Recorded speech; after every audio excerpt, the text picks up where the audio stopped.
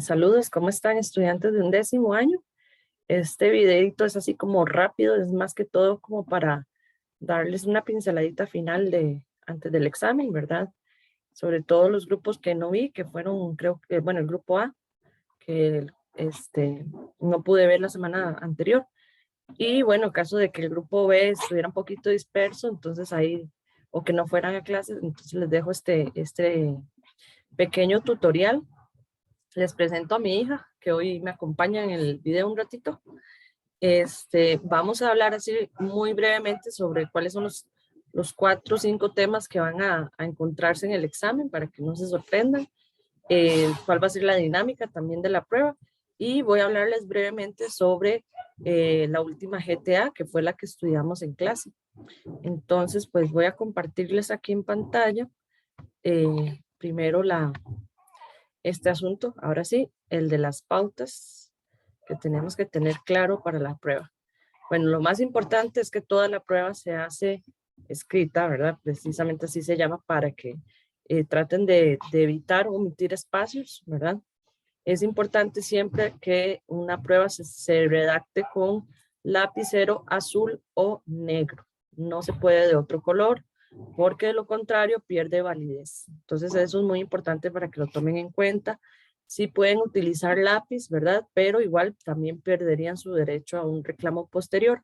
Lo que sí les recomiendo es que particularmente en la parte del borrador y de la lluvia de ideas que van a ver ahora, yo les voy a comentar, sí lo pueden realizar con lápiz. Más que todo pues porque es la parte justamente donde más puede haber errores, entonces pueden ahí cometer los errores, tachar y hacer las correcciones que consideren importantes. Entonces, bueno, básicamente estos serían los temas. Formas de tratamiento, ¿verdad? Del uso del voceo, del tuteo y del ustedeo, cómo se conjugan con ciertos verbos. Poder identificar tal vez en algún afiche, ¿verdad? O en algún anuncio publicitario. Entonces, ahí muy probablemente aparezcan unos casos de identificación. Después, eso, bueno, está en la guía número 4. En la guía número 6 aparecen 2 temas que son las combinaciones gramaticales, ¿verdad? Ahí están algunos ejemplos, pero igual ustedes en la guía tienen todavía mucho más desarrollada esa información. Y también en esa misma guía aparece lo que es el periodo del vanguardismo. Nosotros, antes de que yo me fuera de clases, habíamos estudiado 3 periodos literarios, que fueron el neoclasicismo, el postromanticismo y el modernismo. Es decir, vimos siglo XVIII, siglo XIX. Vanguardismo ya es un tipo de estética dentro de la literatura que se da en el siglo XX, es decir, en 1900. Entonces, pues uno de los grandes textos de la vanguardia es justamente La Metamorfosis de Franz Kafka. Entonces, si no lo han leído, léanlo. Está en todos lados, hay literatura universal por todos lados de La Metamorfosis. Igual, si les parece, puedo dejar dentro de los archivos del Teams esta obra para que la puedan leer con calma. Allí venían unas preguntas de análisis de texto y pues de comprobación, ¿verdad? Entonces, esto pues también lo voy a integrar dentro de la prueba para que lo tomen muy en cuenta. Y otro de los grandes, y este es el más importante porque al final integra todos los temas que están allí, que es la producción escrita. ¿De acuerdo con qué? Con las 3 etapas de escritura que hemos visto desde el año anterior: la planificación, la textualización y la revisión. Eh, Esto lo vamos a ver en el desarrollo del examen. Van a estar los 3 momentos, entonces tiene que verse reflejado esos 3 momentos. La planificación, ¿verdad? Que es la lluvia o el esquema de ideas que ustedes vayan a integrar allí. La textualización, que es cuando ya ustedes tienen claras esas ideas para desarrollar en diferentes párrafos.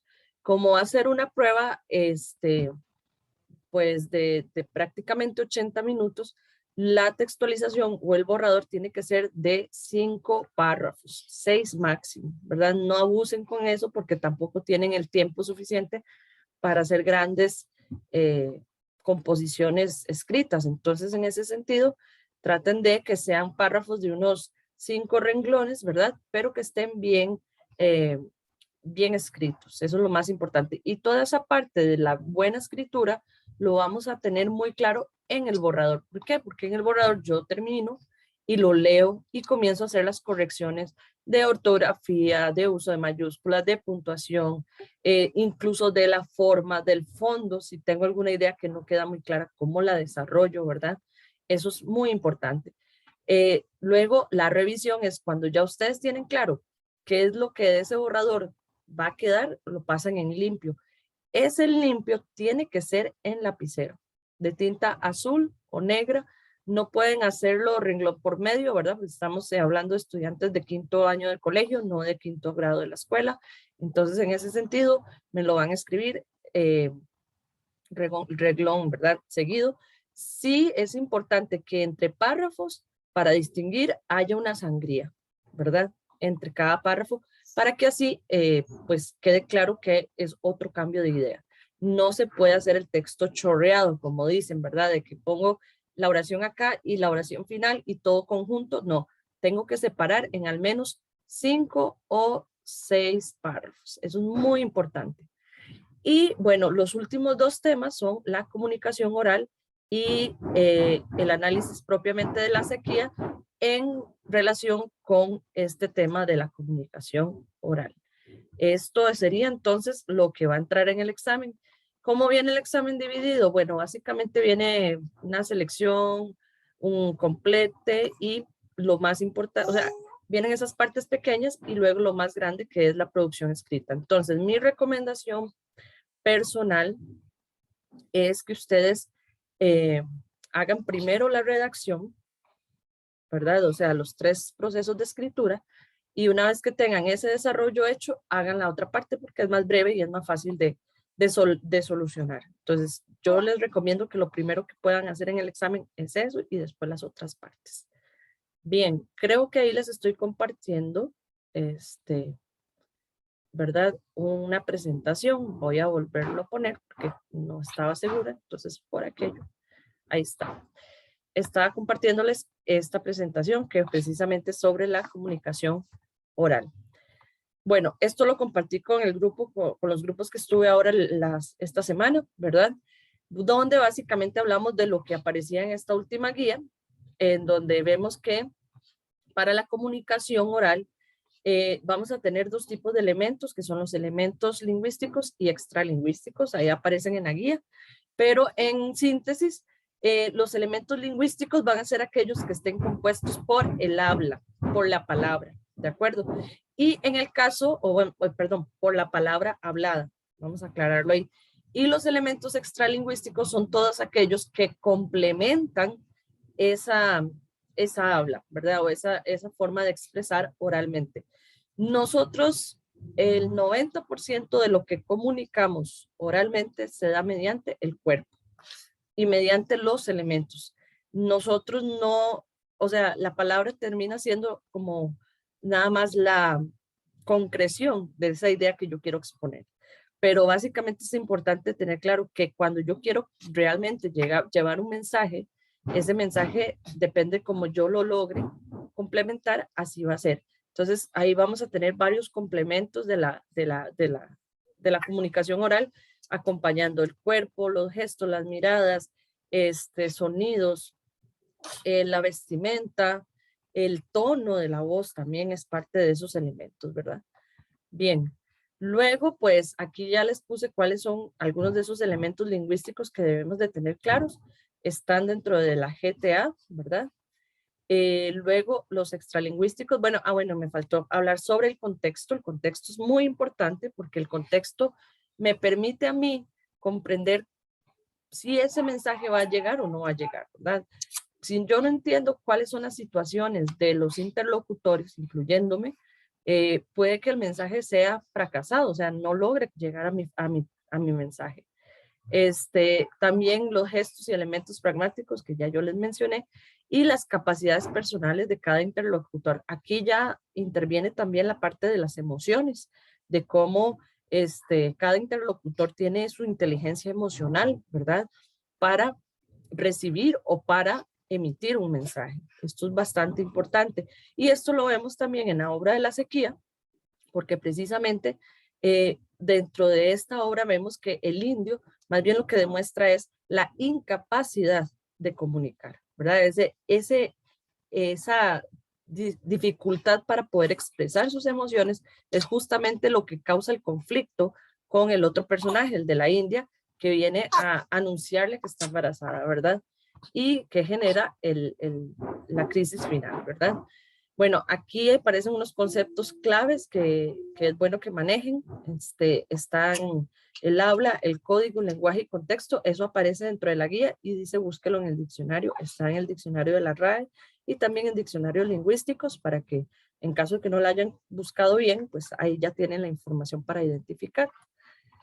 Y bueno, ya como propiamente análisis de la sequía, hablamos sobre el tema principal, que es la incomunicación que se da entre esta pareja, ¿verdad? Porque esto genera una angustia en ellos, sobre todo en ella, que genera también una relación bastante fuerte con el ambiente y esa relación la vemos también con el tema de la comunicación. El ambiente es un ambiente hostil, seco, callado, silencioso, muy similar al personaje del indio. Y esto también de alguna manera va a mermar en cómo se va a desarrollar la conclusión de esta historia. También hablamos sobre los estereotipos de género, ¿verdad? En relación con la comunicación, en cuanto a que, bueno, ¿qué es un estereotipo? Los estereotipos básicamente son juicios de valor que creamos como construcción social. O sea, nosotros en sociedad decidimos qué cosas son propias, por ejemplo, en este caso de género, qué cosas son propias de lo masculino y propias de lo femenino. Entonces hicimos una comparación de ciertas palabras clave, ¿verdad?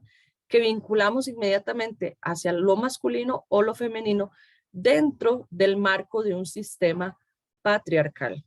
¿Qué quiere decir eso? Bueno, ya lo hemos visto, un sistema patriarcal es aquel sistema en donde se sustenta el poder dentro de una persona, de un varón, ¿verdad? O sea, el hombre es el que ostenta el poder y obviamente al ser relaciones tan verticales de el hombre es quien ejerce ese poder, ¿verdad? El resto de la sociedad no, mujeres, eh, niños, personas mayores, etcétera, todo lo que se considere minorías, entonces esto va a generar una relación de dificultades, ¿verdad? Y en el caso de la obra, ¿verdad? Utilizamos, por ejemplo, palabras como la fuerza y la debilidad y como en un sistema patriarcal inmediatamente vinculamos fuerza con lo masculino, debilidad con lo femenino, la naturaleza lo vinculamos con lo femenino, mientras que la civilización o lo cosmopolita lo vinculamos con lo masculino, la intuición lo vinculamos con lo femenino, mientras que el objetivismo, ¿verdad? La seriedad científica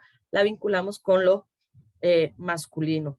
Las emociones, pues sobre todo las sensaciones de llorar, ¿verdad? De tristeza que se puedan expresar socialmente, se le da dentro del estereotipo a las mujeres, ¿verdad? Como parte de lo femenino. Y dentro de lo masculino, más bien, el no mostrar esas emociones, sino al contrario, ser razonable. Entonces, ante esos juegos de palabras, nos damos cuenta que efectivamente el personaje del indio demuestra muchos de estos estereotipos, exceptuando la fuerza, porque quien tiene la fuerza, la determinación para hacer el cambio al final es ella, ¿verdad? Es lo único que merma dentro de este plano de los estereotipos, pero precisamente el indio, al continuar con estos estereotipos, presenta una incapacidad dentro de su comunicación. Entonces, eso lo que decíamos es que si tiene una relación con nuestra sociedad, tanto la historia de la sequía como este tema de vincular esta historia de ellos con los estereotipos de género actualmente, porque precisamente uno de los grandes daños que vemos a nivel sistemático en las sociedades es la incomunicación de las personas, precisamente por reproducción de géneros, de estereotipos de género, perdón.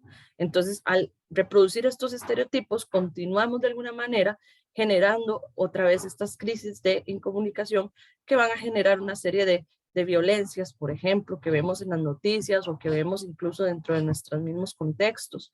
Entonces, pues de esa manera nosotros sí podemos acercar el texto de la sequía con nuestra realidad, ¿verdad? Ojalá entendamos que es muy importante tener claras las herramientas para poder comunicar oralmente, de una manera bastante óptima, ¿verdad? Y sobre todo que sea en relación con la afectividad. Eso es bastante importante porque al poder hacerlo desde la afectividad es muchísimo más probable que la comunicación de mi mensaje sea exitoso. Esto fue básicamente así muy en resumido lo que estuvimos hablando la clase anterior.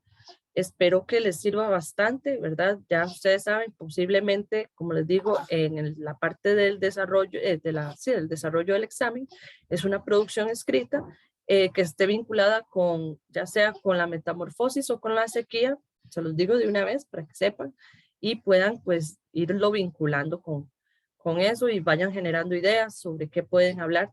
Yo ahí les voy a plantear unos temas, pero ya para que más o menos vean qué temas están ahí relacionados. Entonces, bueno, Sofía, despídase, dígales muchas gracias a todos y muchísimas gracias de verdad, espero que les vaya muy bien y los felicito por haber llegado hasta donde están, ya les falta muchísimo menos. Les deseo la mejor de las suertes, así que nos vemos, hasta luego.